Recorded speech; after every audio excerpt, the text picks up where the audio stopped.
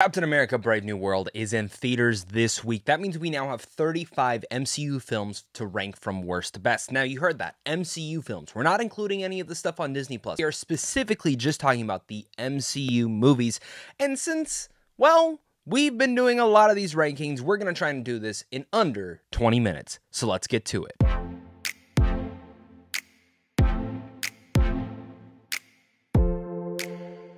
Coming out of my number 35 is Captain Marvel. I don't care to watch this movie. That's the way I do a lot of my rankings, is how would I rewatch something?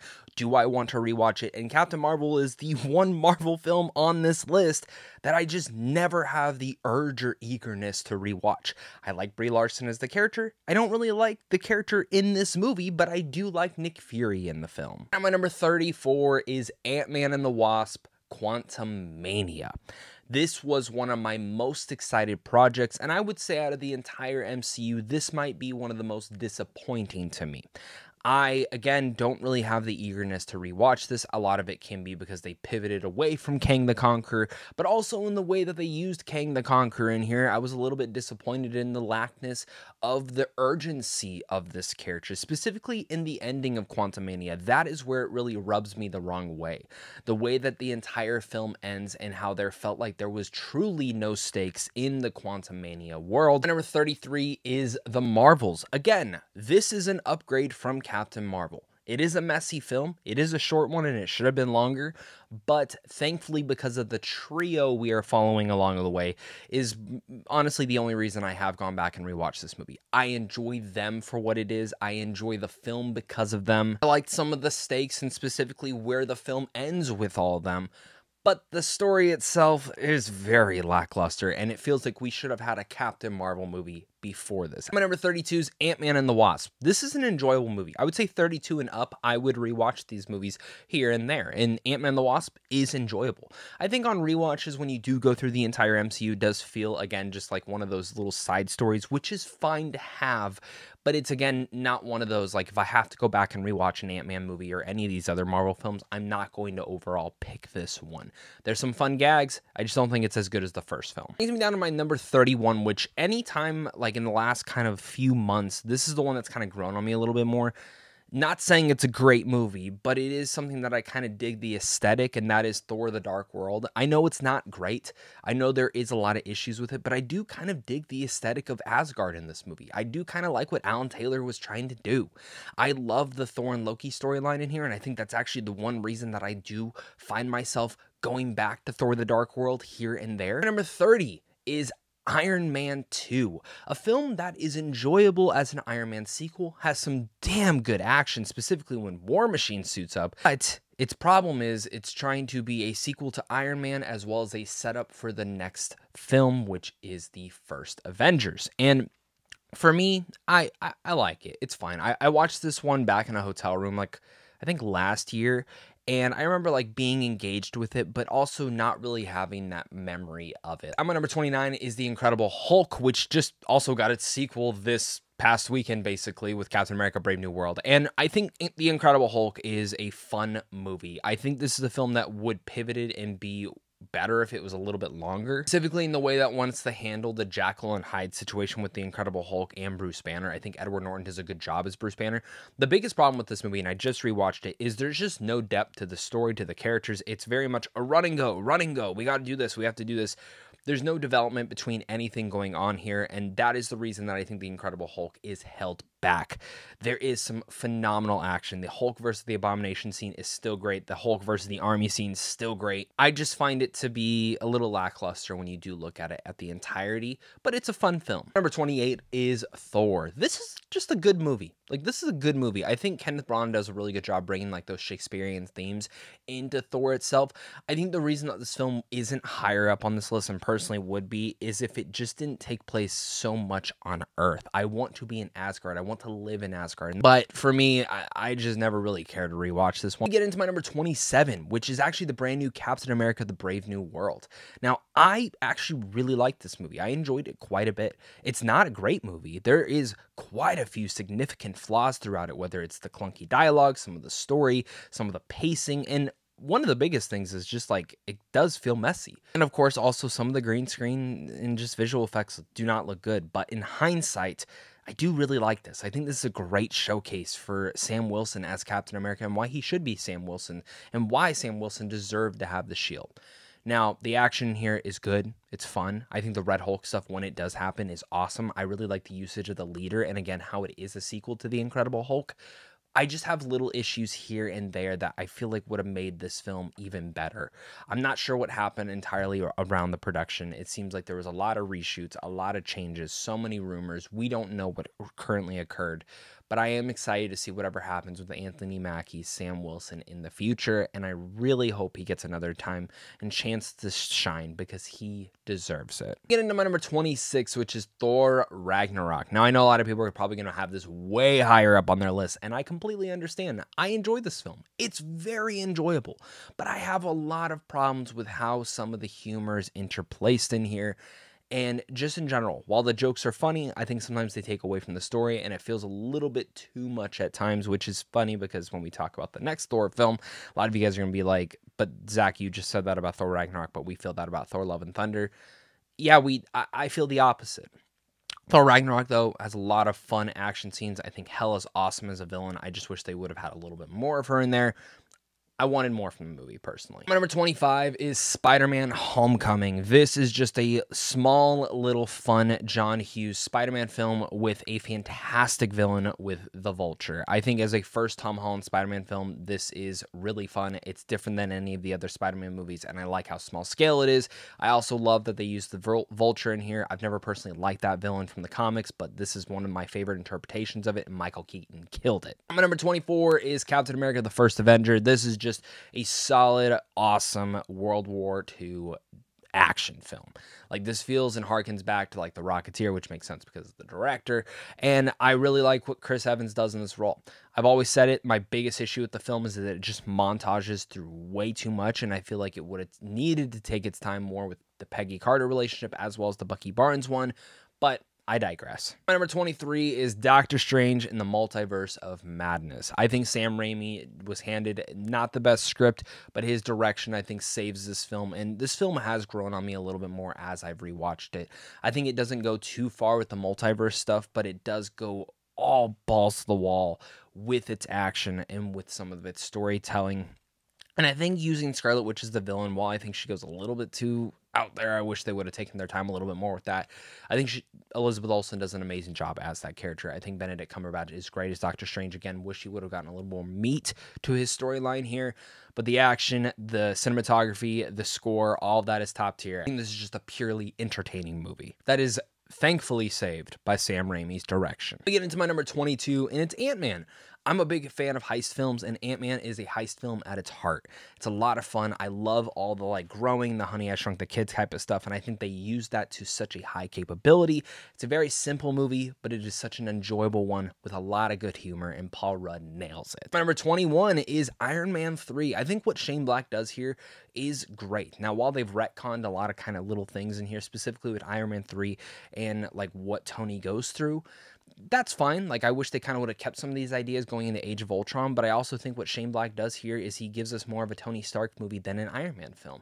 And for me, the man behind the mask is sometimes one of the more entertaining things. And for me, Iron Man 3 has only grown on me. And specifically now that we have Shang-Chi, the Mandarin stuff doesn't bother me as much. Then we get into my number 20, and that is Doctor Strange. What Scott Derrickson did here was just craft one of the most unique and original action films that we've seen. The whole sci-fi magical aspect of what they put into Doctor Strange is oh so unexplainable, but so awesome. Everything with Tilda Swinton, the Ancient One, is great, and this origin story for Doctor Strange for me works. I just wish they would not have misused Mads Mikkelsen because he's one of the best actors, and it feels like we deserved a little bit more of him. Number 19 is Black Widow. Now, I get it. A lot of people say that this film came in too late. It did. But when you just go back through an MCU rewatch and watch it in the timeline, I think this movie cements itself at a perfect time. I love getting to know Natasha's backstory. I think it's so great. I love the side characters in here, specifically Yelena and her entire family. But also alongside this, while I was a little bit disappointed with how they used Taskmaster and the main villain, I think Black Widow is just an amazing character that I just have an awesome time with, and I'm so happy she has this film. It's a badass time for me. Then I'm at number 18. I get it. A lot of you guys have this like the bottom 5, and that is Thor: Love and Thunder. I don't know what it is about this movie. I just really like it. I enjoy that comic. I know it didn't completely do that comic service, but for me, what Taika Waititi really hit was a couple scenes that really hit with emotion for me. Whether it's Jane and Thor talking about her cancer on the boat, it never felt like the humor took away from that moment, and particularly the ending with Gore, Eternia, I think is the name of that thing, his daughter, and everything placing in there. Like those things for me, like those emotional beats hit hard. I think the film needed a little bit more of them just in a couple places, especially on rewatches, but some of the humor hits in here. It works. I like the action. I like Christian Bale in here. Again, I would have liked a lot more of this movie, but I really enjoyed Thor: Love and Thunder, and maybe it's just my guilty pleasure. I don't know. And also at my number 17 is another film that I feel like people have like really turned on, but I still love, and that's Spider-Man: Far From Home. Now, a lot of this might be biasness because Jake Gyllenhaal is playing Mysterio, my favorite personal Spider-Man villain of all time. He plays it to such perfection, and while some of the stakes and what they kind of try to do with how the story kind of plays out there, I don't think is like the best, but Mysterio for me is a massive villain in Spider-Man's story, and specifically Tom Holland's, that really much where he is now in the MCU is because of the results of Mysterio. And I loved it. I think the action scenes like go far out and are some of the best Spider-Man sequences ever in film. I don't think anyone should ever argue against that. Like truly enough, those Mysterio sequences are amazing and still have my jaw on the floor. Number 16 is Black Panther: Wakanda Forever. This is a film that I have not gone back to as much because it is very much an emotional ride. It's a long one, and it's one that really takes a lot of steam out of me to go through, but it is a film that I very much appreciate and love. I love what they do with Namor. I think what Ryan Coogler does as like a tribute to Chadwick Boseman is incredible, and while I don't know still, like, should they have recasted, should they not have, I think what this film does, and again, representing grief for characters is one of the more important things in storytelling devices in the MCU, and the fact that this still feels like a Ryan Coogler movie instead of an MCU film makes me happy. My number 15 is Avengers: Age of Ultron. This is just a solid good sequel. It cements and sets up a lot of things that are going to happen in the future, such as Civil War, and plants those seeds. Ultron for me is a very underrated villain, and the action is great, and it's great to have the Avengers like actually working together. Number 14, another controversial pick, but that is the Eternals. I am a massive fan of what Chloe Zhao did here. I like the Eternals from the comics, and I think what she brought here was a fantastic piece of cinema. For me, I come away, and every time I rewatch the Eternals, it grows and grows and grows on me more. Yes, would it have been better as like a giant Game of Thrones type of show? Absolutely. Like, I completely agree with that, but the fact that we do have this movie, it makes me sad that I don't even want to say it bombed because it came out around like COVID time, but I think this film did great. And for me, I wish we would see a sequel. I wish we'd see these characters again. Sadly, we probably won't, but they are amazing to me. And my number 13 is Captain America: Civil War. This is a film that, for me, awesome action sequences, great stakes, great character drama. Problem is, when it comes down to like some of the fighting, when they're actually all fighting, it never feels like it takes itself too seriously, besides Cap, Iron Man, and Winter Soldier. Other than that, this film just really does a great job at moving the MCU further, and again, cementing where our characters are going to be before the big events of Infinity War and Endgame. Number 12 is Shang-Chi and the Legend of the Ten Rings. I think this is just such a rock-solid, awesome MCU feature, and it's so crazy to me that we still have not gotten another Shang-Chi feature film. We should have already had another one. We probably already should be in development on the third one. We should already have word that he'll be in Doomsday. It all blows my mind. But again, Shang-Chi opened up a whole new world and a whole new can of worms in the MCU that I don't think it's done something this big since Iron Man, and also, of course, Black Panther. But for me, Shang-Chi was an amazing film with some incredible action pieces, and I love going back to this one. Number 11 is Black Panther. I mean, for me, the introduction to Wakanda was obviously in Civil War, but you really do get get that main one here. And what Ryan Coogler did was, again, make a Ryan Coogler movie, but specifically make a Wakanda movie. And it is specifically amazing. Chadwick Boseman is awesome. Killmonger is great. The entire cast is amazing. I love going back to this one. It feels like a game changer back then, and it still is today. Number 10 is Guardians of the Galaxy Volume 2. This is one that has only grown on me with rewatches in time, and specifically because of Guardians of the Galaxy Volume 3. I've always said that when you see something in a finality of a trilogy, it can either grow every one of the other films that the characters have grown in or appeared in, or it can hinder it immensely. And Guardians of the Galaxy Volume 2 actually feels like one of the most significant things for these characters because of where you find them, again, in Infinity War, Endgame, but specifically Guardians of the Galaxy Volume 3. And I think Volume 2 is just almost perfection. Like, almost perfection. Like, just right there. I love the visuals in here. I love the action. I love the father-son dynamic between Ego and Star-Lord. I love the sister dynamic between Gamora and Nebula. I think all the characters in here really get something special to do, and I think James Gunn just nails it. Get into my number 9, first Avengers movie. This, for me, I think, like, when it looks at the entire MCU, the filmography people will look back at this as being like the one classic movie. This movie is enjoyable. It definitely is like a product of its time, in my opinion. There are some things that don't hold up in here now, but it still is a really good damn time and an entertaining one, and I love seeing all the characters come together and their banter and interaction. I wish we would have gotten more Avengers films with that cast. Number 8, Iron Man. This is the film that kicked off the entire MCU, and it's still just one of the best. It's one of the ones that I appreciate because of the time frame that it was. And again, when you go back and rewatch it, it does feel again as a product of its time in that blockbuster era, but it is one that I appreciate. I think Downey is phenomenal as Tony Stark. The film that like wasn't supposed to set up anything but just be good. I wish the MCU would focus up a little bit more on that because I think that's what Iron Man does so well. And in my number 7, Captain America: The Winter Soldier. This for me is like one of the best and one of the biggest surprises because when it was announced, I didn't really have too much hype for it because of the Russo brothers at the time. And then I saw the film and I'm like, holy shit, that movie was amazing. And I always go back and rewatch it at least once a year. I think Chris Evans just like, this is the performance of his entire MCU career and what he does as Captain America. Like, this is the film that solidified him for me as one of the top tier people to ever be casted as a superhero. The action is top tier. The twists and turns all work. And the implications in the MCU are pretty high. Number 6, it's Spider-Man: No Way Home. For me, I've always said that this is a tribute to Spider-Man movies. And when you have that tribute, to the other Spider-Man live action films, it feels nostalgic, but works in its emotional finality. The way that they bring the villains in here, the way that Green Goblin is used, I think all that works. I think a lot of this film can be looked at, it was hindered by COVID restrictions, but specifically what they were able to work with, I think still makes Spider-Man: No Way Home an emotional journey, and one for me, I think is worth going back to. Nostalgia. Number 5, Deadpool and Wolverine. I was so worried about this movie. I didn't believe that you should bring back Hugh Jackman as Wolverine, and they did it. And they pulled it off. The emotional journey that they go with Wade Wilson and of course, this version of Logan, and very much them going through the same thing of trying to find their purpose in a world that maybe doesn't want them there. And I feel like everyone has kind of had that feeling before, and I really like how the Deadpool films have always had that like hook that like makes it feel so relatable. 1 and 2 both had that, and for me 3 kind of has the most emotional one for where like I currently am in my life, or at least I was when this film had come out.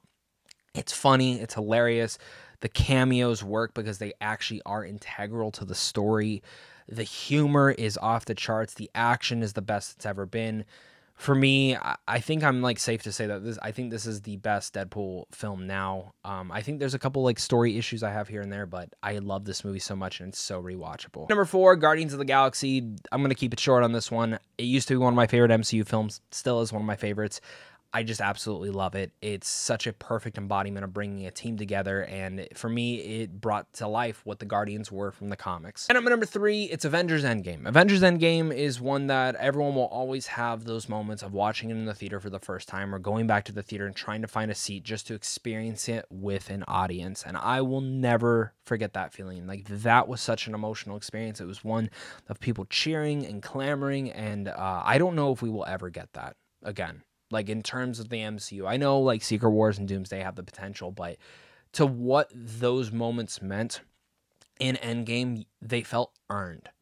and I was so happy with them, and they all work. And again, as the conclusion to the Infinity Saga, this film just nailed it all. 2, it's Avengers Infinity War. This, I think, is just that perfect lead up to Endgame. I personally like this one a little bit more because of how fast-paced it is, the action. Like, it just never takes a breath. It's a little bit less on story. Yeah, there is story here and there and some dialogue, but for me, it's the first time we get to see all the MCU really cementing itself as groups together. And I think like there's some kick out of that, of seeing them all interact and work together. Number 1, Guardians of the Galaxy Volume 3. I think this is, for me, one of the best films in the MCU and one of the best comic book movies ever made. Now, I think there might be some issues like that people have just in terms of the story, but I always say this. When I went into this trilogy, I had expectations of what I wanted to see. And there were things that I had a feeling that James Gunn was not going to do the cliche way, and he didn't. Like the way that Gamora storyline ended, I did not want it to go that route. I wanted her to end up with Star-Lord, and she didn't. And I loved that choice by the end. This film made choices for characters that I wasn't expecting, but I loved. For me, Guardians of the Galaxy Volume 3 cements itself as my favorite MCU film still, and I love going back to this one. That's my MCU ranking. Thank you so much again, guys, for watching this. Make sure to leave your thoughts down below. Hit that like and subscribe button. Again, we will be doing bigger MCU rankings later this year once more of the shows come out, once more of the movies come out, so do please look forward to that. But of course, until next time, stay classy.